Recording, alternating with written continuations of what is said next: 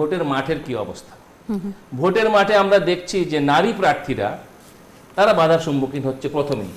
কিরকম? তারা দল থেকে তাদেরকে নমিনেশন দেওয়া হচ্ছে না। তার মানে দলের ভিতরে একটা ইঞ্জিনিয়ারিং শুরু হয়ে গেছে, যাতে করে জনসংখ্যার অর্ধেকের বেশি নারী বা ভোটারের 50% নারী হওয়া সত্ত্বেও তারা জুলাই স্পিরিটের বাস্তবতা অনুযায়ী তারা কিন্তু অন্তর্ভুক্তির জায়গায় আসতে পারছেন না। ফলে ইঞ্জিনিয়ারিং একটা কিন্তু হয়েই গিয়েছে এক অর্থে, যে নারী প্রার্থী এবং নারী ভোটাররা দৃশ্যমানভাবে অনুপস্থিত।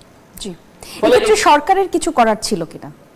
সরকার যেহেতু জুলাই স্পিরিটের প্রতি অঙ্গীকারাবদ্ধ এবং সরকার যেহেতু একের পর এক ডায়ালগ করেছে, সরকারের দিক থেকে চাপ প্রয়োগ করার সুযোগ ছিল যে আপনারা তো সকলেই জুলাই স্পিরিটের প্রতি দায়বদ্ধ, তাহলে আপনারা নমিনেশন দেওয়ার ক্ষেত্রে আপনাদের এই প্রতিফলনটা নৈতিকভাবে, আমি আইনত বলছি না, নৈতিকভাবে এই প্রতিফলন কেন দেখা যাচ্ছে না, এই প্রশ্নটা তো সরকার তুলতেই পারত, কিন্তু সেই প্রশ্ন তোলা হয়নি।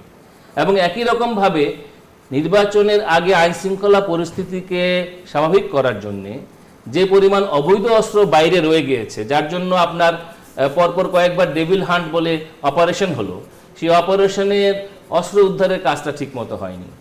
যারা করাপ্ট, যে পরিমাণ টাকার ছড়াছড়ি বিভিন্ন জায়গায় হচ্ছে সেটা নিয়ন্ত্রণ করার জন্য, বা এখন কৃত্রিম বুদ্ধিমত্তা দিয়ে এআই দিয়ে কন্টেন্ট তৈরি করে ইলেকশনকে আরেকভাবে ইঞ্জিনিয়ারিং করার যে চেষ্টা হচ্ছে, যে বট বাহিনী তৈরি করা হয়েছে, সেটার বিরুদ্ধেও কিন্তু ইলেকশন কমিশনকে কার্যকর ব্যবস্থা নিতে দেখা যায়নি। ফলে মনে হচ্ছে যে ইলেকশন কমিশনের সক্ষমতার জায়গাটি যখন প্রশ্নবিদ্ধ হয়, এটাও কিন্তু একটা ইঞ্জিনিয়ারিং এর পার্ট বলেই মনে হয়।